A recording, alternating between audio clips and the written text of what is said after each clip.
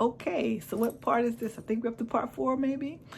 Welcome back to my channel. If you're new here, please subscribe as we talk about chosen ones getting a divorce.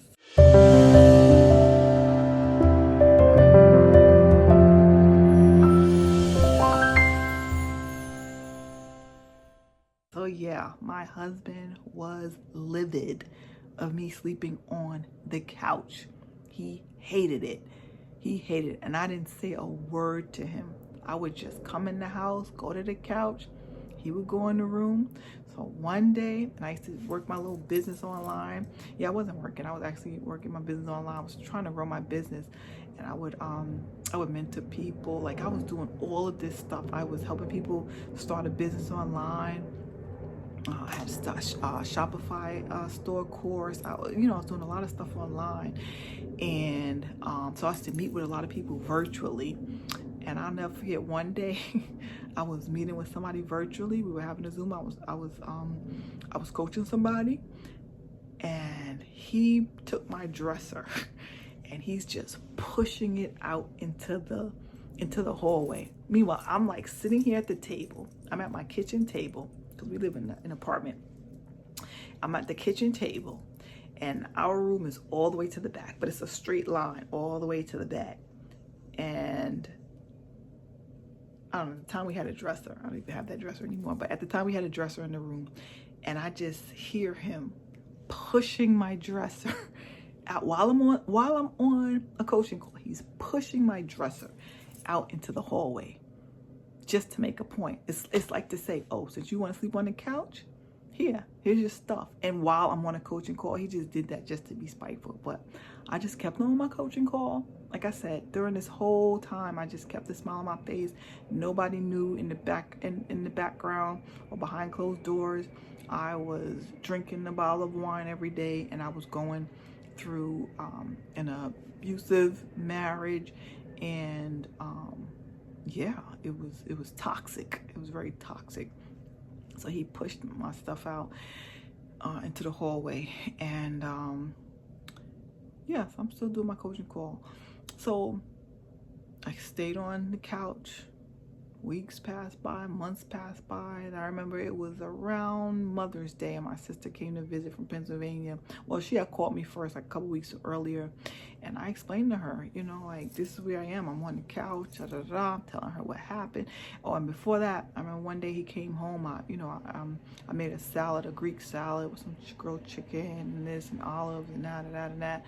And he came home from work, and he was drunk and irate, and he was like, I don't want no salad, you eat it. And it was just like, I had salad for lunch. And like, they're yelling at me, and I'm just like, you know what, I'm tired. I give up. So from that moment on, I stopped. And he went into my daughter's room and called her fat. It was just a bad day. That was my defining moment when I said, you know what, I'm done with this. I am absolutely done. So I told my sister, what happened and how he was talking to me, how he was talking to my daughter. And he was here. He heard me on the phone. And he came out and rubbed my leg. I was like, don't touch me. Do not touch me. And from that moment on, it was like we were just strangers in the house. We were strangers, and I felt so much better. But there were times he would come on the couch early in the morning before work, especially on a Monday morning, asking me for money. I'm like, why would I give you money? You had all weekend to take money out the bank. Like, I don't have any money to give you. And he'd be irate. I mean, one time I heard him outside in the front court, like, what? Because I live in a court. It was like a round court. He's like, why don't you just leave? This is 5 in the morning. Why don't you just effing leave? I hate you. You effing be. I mean, calling me all types in the middle of early in the morning. The sun is not even out. He's outside in front of everybody's window. We live in a condo complex where there's like 4 buildings, and he's screaming to the top of his lungs, 5 o'clock in the morning, outside in the court, telling me to leave. It was just, I was like, wow. My daughter used to be so nervous. I remember one time he asked me, he said, "You feel safe living on, you feel safe sleeping on the couch?"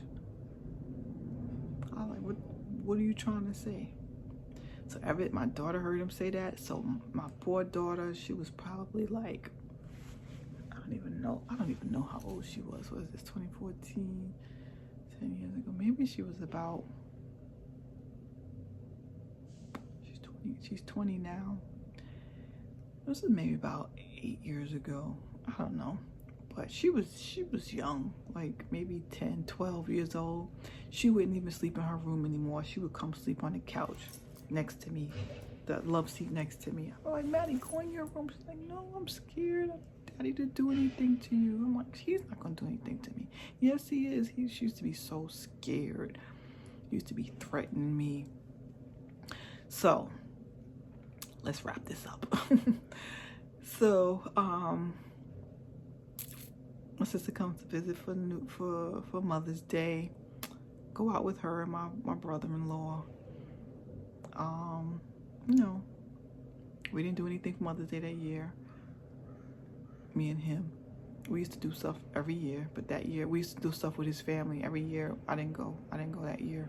And I think this was in 2017, I believe. I didn't go that year. And I was just fed up. I was over it. I was over him. I was over this marriage. And so one day, all right, we getting to it now. So one day, I don't remember exactly. I tell you, I think I blocked a lot of this stuff out. I don't exactly remember how it started, but he's sitting at or maybe I was sitting at the table at my computer, because I was working a lot on the computer because I was doing my online business. And he comes and sits down and he's like, "So when are you leaving?" I'm like, "What?" He's like, "Yeah, when are you leaving?" I said, "Leaving to go where?" And at this point, we weren't talking. We weren't talking to each other. Like, we would pass by each other. We wouldn't say anything. We would go out we even went out to my son's graduation. We didn't even ride in the same car. We weren't speaking to each other at all. Like, we weren't talking at all. I was sleeping on the couch. He was in the room. We weren't talking. We were total strangers in the same house. So he's like, "So when are you leaving?" I said, "Leaving to go where?" He's like, "Oh, you leaving?" I said, "Leaving to go where?" He's like, "You leaving out of here." He said, "And you're leaving tonight." And I'm just like, my heart started racing. I'm like, what is he talking about? So he's like looking me dead in my face, like he's sitting backwards in the chair. He's like, "You leaving tonight?" And I said, "You know what? I said, I don't want to do this." So I was gonna cook dinner. So I got my pocketbook, and I was gonna go to the supermarket to just go get me something and just to get out of his face, like to get away from him. So he starts putting all of my stuff in garbage bags and putting it outside the door. And I'm like, "What are you doing?" He's like, "You leaving tonight." I'm just like, and it's about, I think it's about 7 o'clock, maybe 6 o'clock. I don't know what time it was. I don't know. But it was evening time. And he's putting all my stuff. The kids start screaming, crying, "Mommy, don't go, Mommy." I'm just like, oh my gosh, why is he doing this? And he's like, just throwing all my stuff in bags and putting it outside in front of my door, our apartment door. And he's like, "You leaving tonight?" And I'm thinking, like, where am I gonna go? Like, I have nowhere to go. And he's like, "I should throw you out the window." I'm like, wow, he hates me. Like, he really, really and outside I'm really calm, right? And you know why I'm calm? Which is crazy. It's probably because God told you I was reading tarot cards, right? So in the tarot cards, it kept telling me I'm gonna encounter a tower moment. I don't really listen to tarot cards now, but it said I was gonna encounter a tower moment. And a tower moment is like when something comes crashing down, like something unexpected, like some craziness is gonna shake up everything that that you've known. Is gonna shake it up. Everything's gonna break apart, like, so it's like I wasn't blind. I mean, I was blindsided, but at the same time I was like, aha. So that's what this tower moment, this is a tower moment, right? So yeah, so I don't know how long this lasted. He's like, and there was other things before this. Like, I remember one time he picked me up and almost body slammed me on the ground because I wouldn't turn off the light in the room, and my son had to come out, and my son was sitting at the computer desk. My children have witnessed so many crazy things. I threw my plate of food at him because he came charging at me. It was total chaos and mayhem in here. But yeah, I was like, oh, this is a tower moment. I've been waiting for you. It's like that kind of thing. Like, I've been waiting for you. Don't know what I'm gonna do, but I'm not surprised. This is happening because my tarot reader said there was gonna be a tower moment that's gonna change my life, the trajectory of my life, and this is it. I'm getting kicked out of my house. So it was July. I'll never forget. It was July 8th. It was the middle of the night. Because it was actually my oldest daughter's birthday. It was July 8th, going into the 9th. Maybe around 8. I don't remember what time it was. It was nighttime. So he kicked me out. I left. Kids running after me. I didn't know where to go. I went outside. I called his mother. No answer. I called his brother. No answer. I called his sister. No answer. This is like maybe 1 o'clock in the morning. Really didn't expect people to answer. I called again. No answer, no answer, no answer. I'm just like, wow. Why wouldn't they pick up knowing somebody's calling them this time of the night? Me, I'm calling them. And I had a good relationship with his parents.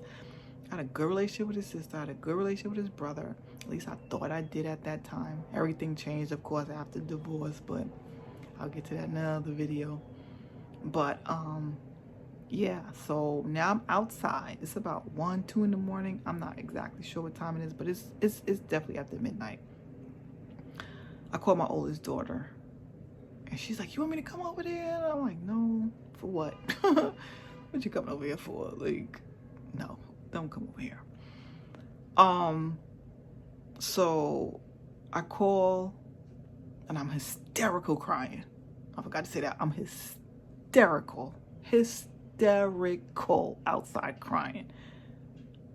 I call my sister in Pennsylvania. I think I called my sister in Florida first. She didn't answer. Then I called my sister in Pennsylvania. I think she answered. And then his sister calls me back.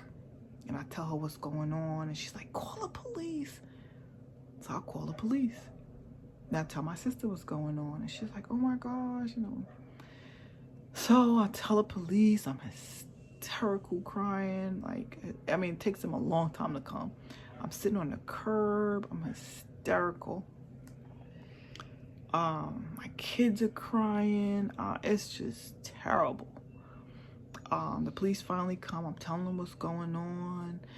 And, I tell them everything. How it all happened.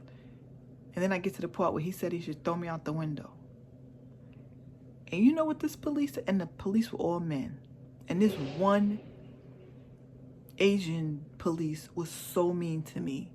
He kept telling me, "If you don't calm down, we're going to arrest you." And I'm like, what? Like it's bringing tears to my eyes. And this was 2017. I'm just thinking about it makes me like, I'm very like, the police need to be more empathetic to women going through things like this.